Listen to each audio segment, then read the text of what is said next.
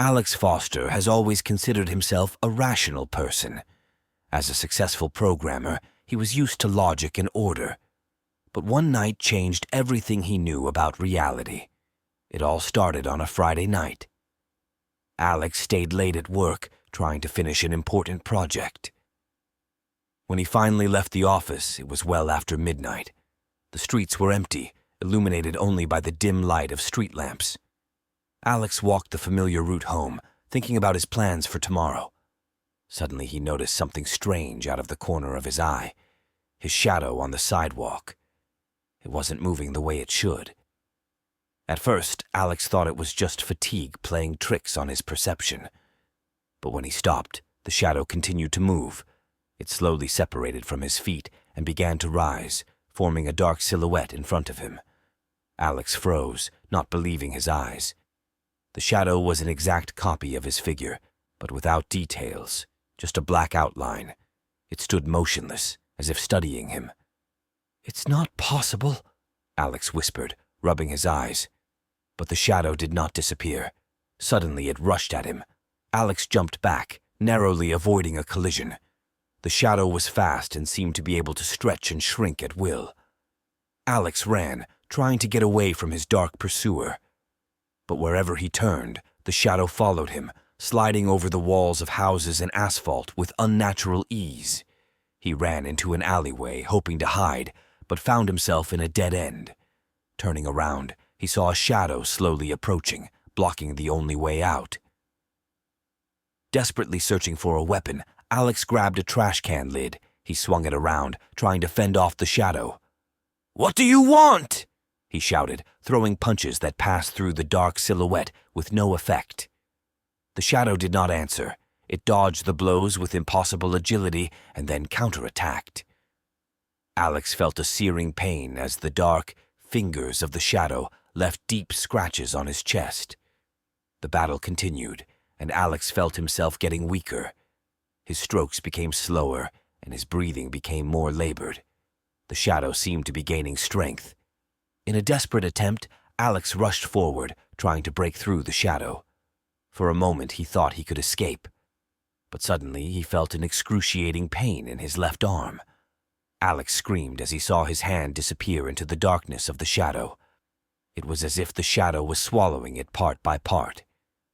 Blood gushed out of the wound, and the severed limb dissolved into a dark silhouette. He fell to his knees, clutching the stump to his chest. The pain was unbearable, but even worse was the horror of realizing what was happening.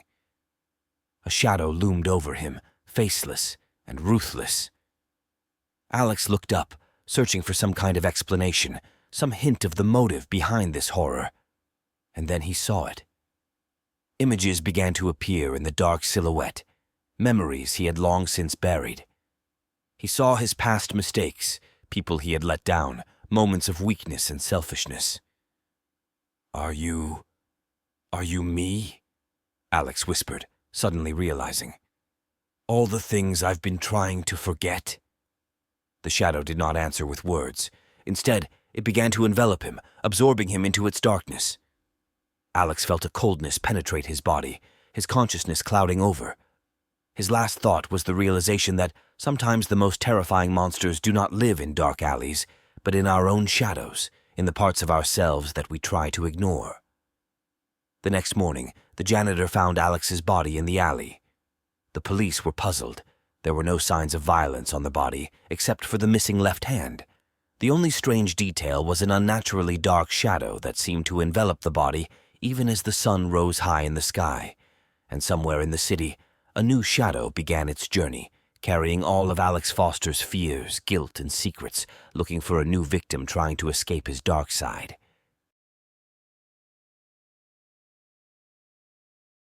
Sophie was only 6 years old, and her best friend was a teddy bear named Buffy. She carried him everywhere with her and never went to bed without him. One night, Sophie woke up to a strange sensation. Moonlight was pouring in through the window, creating bizarre shadows in the room. She reached for Buffy, but he wasn't there. Sophie sat up in bed, looking around.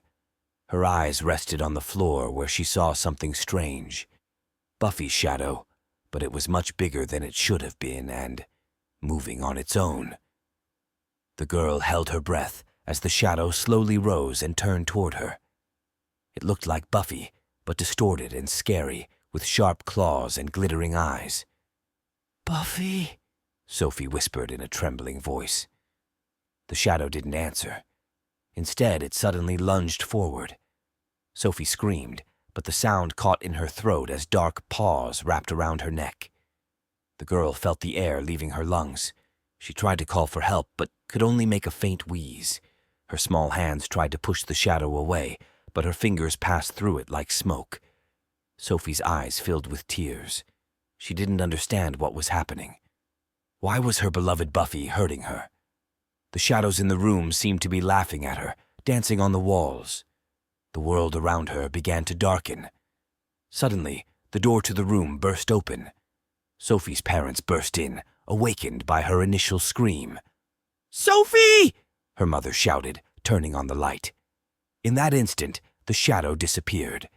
Sophie fell onto the bed, gasping for air. Her parents rushed to her side, hugging and comforting her. "What happened, sweetheart?"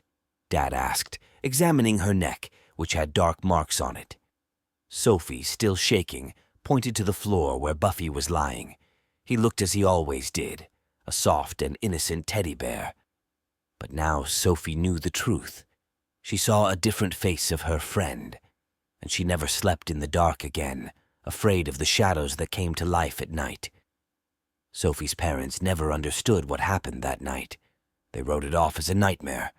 But Sophie knew that sometimes the scariest monsters hide in the most innocent places, waiting for their chance to step out of the shadows.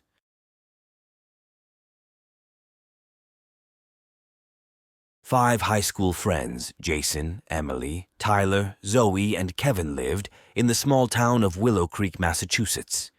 Their summer was going to be boring until they heard about the old Blackwood mansion on the outskirts of town. The house had been abandoned for over 50 years, ever since the entire Blackwood family mysteriously disappeared one summer night in 1972. There were rumors of ghosts, curses, and dark rituals. One hot August evening, the friends decided to investigate the mansion. Armed with flashlights and cameras on their phones, they made their way through the overgrown garden to the gloomy building. "Are you sure this is a good idea?" Zoe asked nervously as they approached the shabby front door. "Don't be such a wuss." Tyler smiled, pushing the door open. It opened with an eerie creak. Inside, the air was stale and heavy. Dust swirled in the beams of their flashlights. They moved slowly through the cluttered lobby, looking at the antique furniture and faded paintings on the walls. "Look, there's still pictures of the Blackwoods hanging here," Emily whispered, pointing to a large family photo. It showed a stern, middle-aged couple with 3 children, 2 boys, and a girl. Suddenly, there was a crash upstairs. Everyone jumped. "Probably just something old fell down," Kevin laughed nervously. They climbed the creaking stairs to the second floor. A long, dark corridor led to several closed doors. "Let's split up so we can take a quick look around," Jason suggested. Emily and Tyler went into one room, Zoe and Kevin into another, and Jason decided to explore the office at the end of the hallway. A few minutes passed. Jason was flipping through some old books in the study when he heard a muffled scream. He ran out into the hallway and was confronted by a terrified Emily and Tyler. "Something's in the mirror," Emily said in a trembling voice. "A face. It wasn't our reflection." Before they could recover, they heard another scream, this time from Zoe. The 3 friends rushed to the room where Zoe and Kevin were. The door was closed. They heard Zoe screaming and banging on the other side. Jason and Tyler tried to break down the door, but in vain. Suddenly, the screaming stopped. An eerie silence fell. The door slowly opened. The room was empty. Zoe and Kevin were gone. "We have to get out of here!" Emily screamed. They ran for the stairs but stopped dead in their tracks. A dark figure stood down in the lobby. It slowly raised its head, and the friends were horrified to see that it had no face, only a black void. The figure began to climb the stairs. Tyler grabbed an old vase and threw it at it, but the object passed through the creature as if it were made of smoke. Jason pulled his friends back into the hallway. They ran into the office and barricaded the door. Emily was crying hysterically. Tyler was trying to find another way out. Jason noticed that one of the bookcases looked strange. He pushed on it, and it slid open, revealing a secret passage. "This way!" he shouted as the office door shook under the impact of something from outside.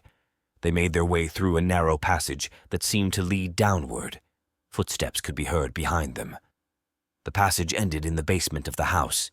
They saw a door leading outside and rushed to it. Running out into the fresh air, they did not stop until they were far from the mansion. The police later searched the house, but found no trace of Zoe and Kevin. What was strange was that the Blackwood family photo now showed 5 children instead of 3, and 2 of them looked very much like their missing friends. Jason, Emily, and Tyler never talked about that night again.